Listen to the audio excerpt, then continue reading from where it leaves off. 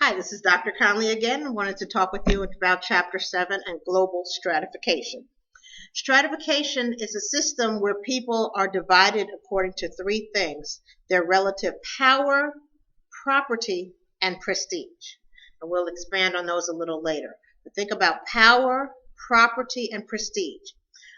Social stratification, a division where people are divided along those three items. Okay. Social stratification affects our life chances from access to material possessions to the age at which we die. Social stratification applies to all nations, people within a nation, society, and a group. Think about any groups to which you belong. There's a system of stratification. Somebody has more power than someone else, someone has more prestige than someone else within the particular group, and hopefully if things are running well, then there's less drama involved even in the groups to which we belong. But all societies stratify their members, and there's one thing that cuts across all systems of stratification. What was that James Brown song? It's a man's world. Well, gender does cut across all systems of stratification where men are favored over women all the time. Okay, gender cuts across all systems of stratification. Now, there are three different systems of stratification I wanted to discuss with you. The first, slavery. Interesting, if I were to ask you how many of you think that racism was a basis for slavery, perhaps by how it's portrayed in the United States, we might think so. But actually, slavery was based on three things: debt, punishment for violation of a law, crime, and war. Once again, slavery was based on debt. You owe me something, you will work for me, and with me you will be mine until the debt is paid off. Crime.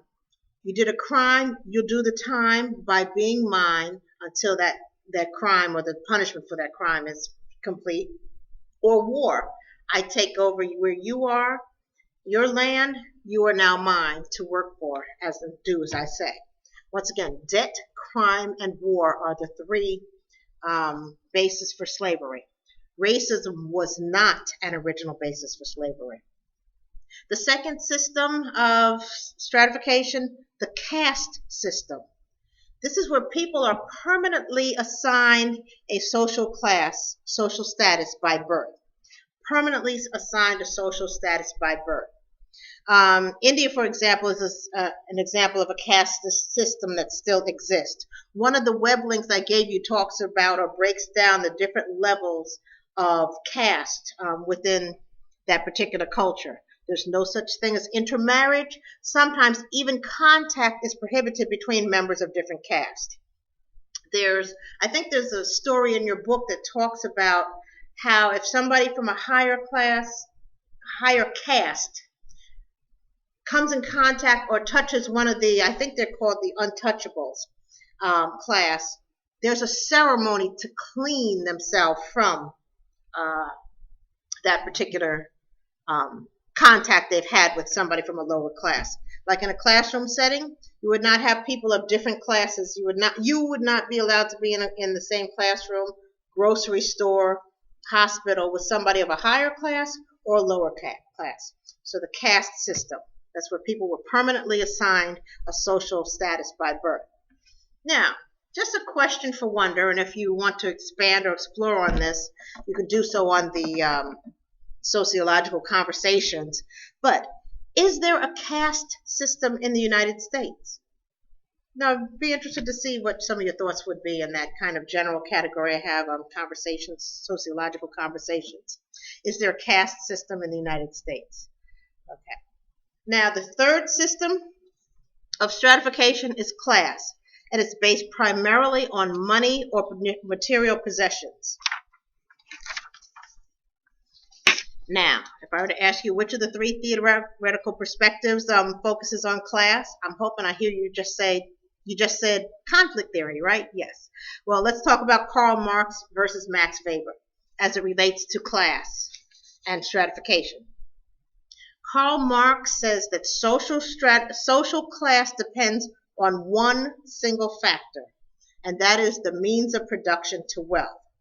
Max Weber, on the other, and once again, this is the bourgeoisie who own the means of production to wealth, and the proletariat who are the exploited masses of workers who do not own the means of production to wealth. And that Marx envisioned a world that developed a class consciousness where the awareness by the workers of their common identity, one day they'd have this aha moment, wake up and say no more, and throw off their chains of bondage. That's what Marx thought. Marx thought that after the revolution, the victorious workers would replace capitalism with a classless society in which no groups were exploited and or oppressed. Do you think this is possible? Something to think about. Now, Max Weber, he said social class consists of three components: property, which is wealth, prestige, and power. Let me break those down for you. Ooh, I just had the page folded. Bear with me. I think I said to somebody, I only do one take when I'm recording because I don't like to watch myself or listen to myself. So you're getting like live as if we were in class. Bear with me. Okay, here we go. Okay, property, wealth. Wealth can be defined as the value of all economic assets, including income, personal property, and income-producing property. That's wealth. Value of all economic assets. Power. Power, the ability to control others, or another definition, I like this definition of power. The ability of people to achieve their goals despite opposition from others. The ability of people to achieve their goals despite opposition from others. Okay. And the third, prestige. Prestige is the respect, esteem, or regards accorded to an individual or groups by others. Okay. Power, property, and prestige. Now, if I were to ask you, if you were forced to choose between Weber's three components of social class, which component would you choose? Would you rather, for the rest of your life, would it be property, power, prestige? And why? This is something to think about. Okay. I'm trying to think. As we talk about global poverty, I want you to keep one thing in mind. Another distinction. The distinction between absolute poverty and relative poverty, okay, as it relates to wealth and poverty from a global perspective. Once again, we said that social stratification can affect our life chances, which are the extent to which individuals have access to important societal resources such as food, clothing, shelter, education, and health care. Let's talk about a global perspective. I'm going to read to you a couple of different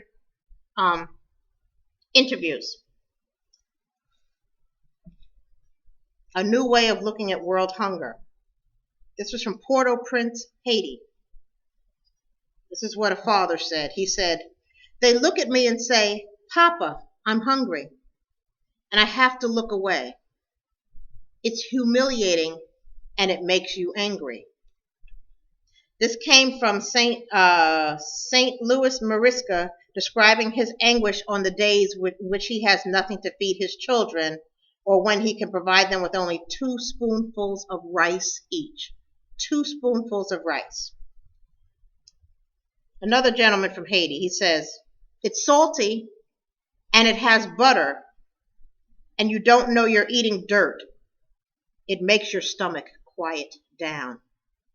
It's salty and it has butter, and you don't know you're eating dirt. It makes your stomach quiet down." Governor Ulrich Louis June explained how Haiti's most destitute residents offset their hunger pangs by eating patties made of mud, oil, and sugar. That was an interview from 2008. That's only 3 years ago. Cairo, Egypt. "We never thought it would reach this level. The prices of some foods have doubled since the end of 2007. 1 Egyptian pound used to feed the whole household. Now 5 Egyptian pounds barely covers it. We used to go to the market and buy whatever we laid eyes upon, but now we have to think first. I buy more fruit and vegetables, and we eat meat just once a week instead of every day. Came from Aza Haidar, tells how her family survives in a poor section of Cairo, where her family now spends 80% of its total income on food because of spiraling international food prices. That came from the BBC in 2008. Okay, just a couple of things on global stratification of poverty. 2 types of poverty. Absolute poverty. Absolute poverty is a condition where people do not have the means to secure the most basic necessities of life. People do not have the means to secure the most basic necessities of life. I will get the figure. There's a certain box that I don't have available right now on how much people in absolute poverty live off of per day. I will get that figure to you. I will email you that figure on absolute poverty. Okay. Now, do not have the means to secure the most basic needs. Then there's also relative poverty. Relative poverty exists when people may be able to afford basic necessities such as food, clothing, and shelter, but they cannot maintain an average standard of living in comparison to that of other members of their society or group. Relative poverty.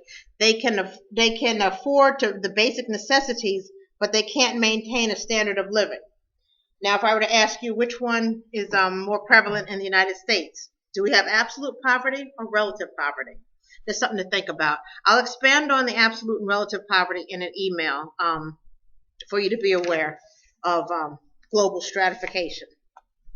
Okay, I think that is it for Chapter 7, what I was going to lecture upon. If you have any questions, email me. Otherwise, I will see you in a little bit because I'm about to do a social class in the United States real quick. Thanks.